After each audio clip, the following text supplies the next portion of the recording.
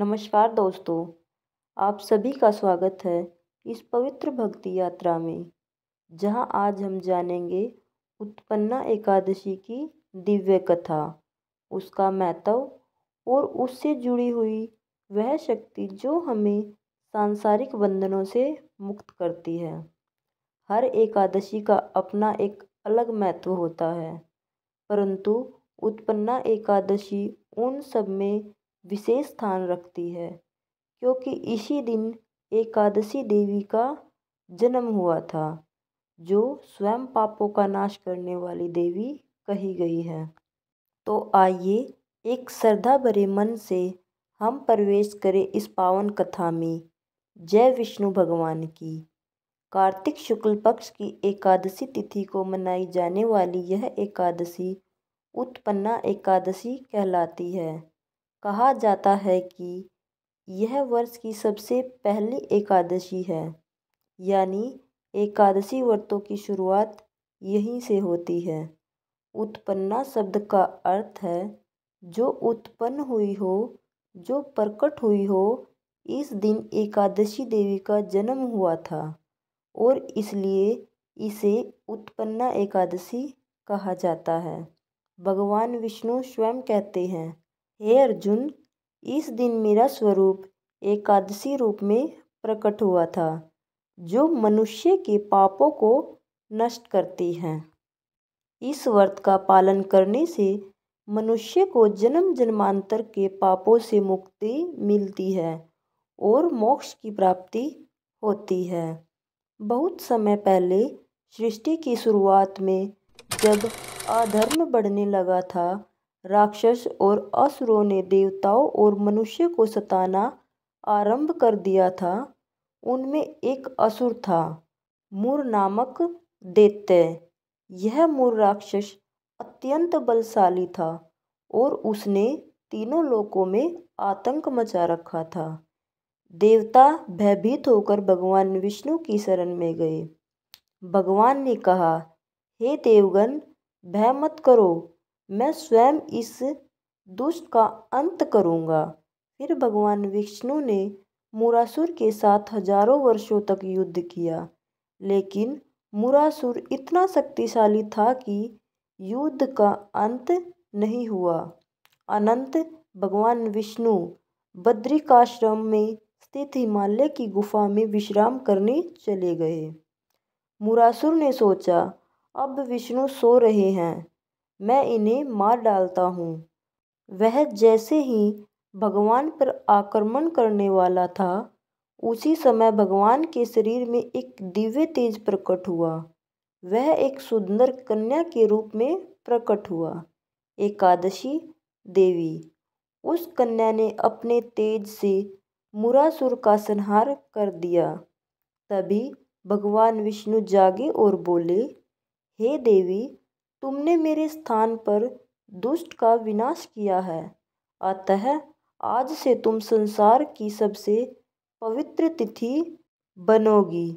जो भी इस दिन व्रत करेगा वह मेरे समान पूज्य होगा। इसलिए इसे उत्पन्ना एकादशी कहा गया है, क्योंकि इसी दिन देवी का उत्पन्न हुआ था।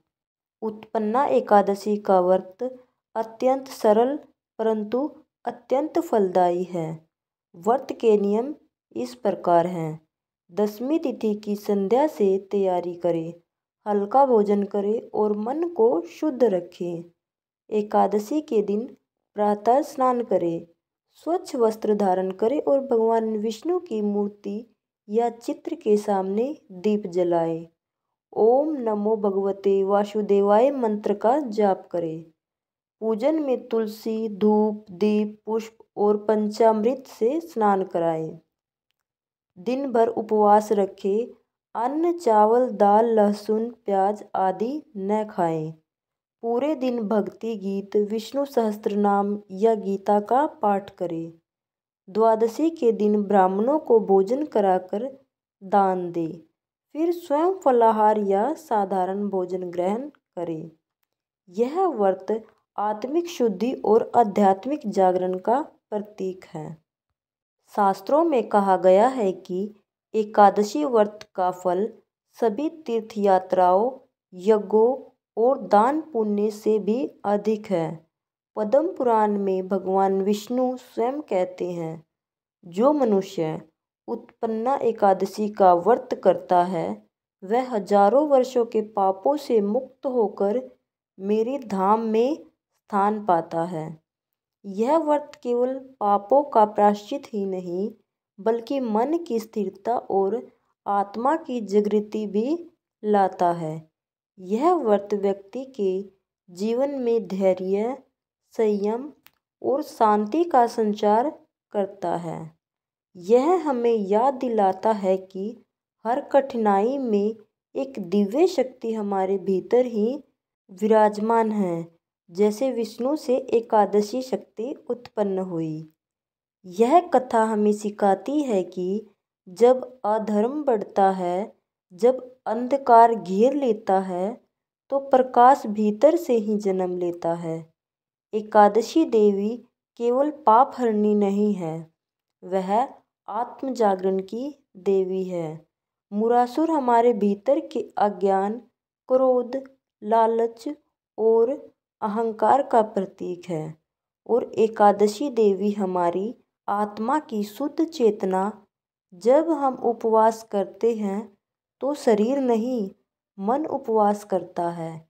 इंद्रियों को संयम में रखकर हम अपने भीतर के विष्णु को जगाते हैं। तो आइए इस उत्पन्ना एकादशी पर हम सब संकल्प लें कि न केवल व्रत करेंगे बल्कि मन को भी शुद्ध करेंगे। हर सांस में हरे राम हरे कृष्ण का जाप करेंगे। हर दिन एक छोटी एकादशी मनाएंगे जहाँ संयम, भक्ति और प्रेम का वास होगा। हे प्रभु विष्णु, आप ही हमारी रक्षा करें, हमारे भीतर के अंधकार रूपी मुरासुर को नष्ट करें और हमें प्रकाश की ओर ले चले। जय श्री हरि, जय एकादशी माता।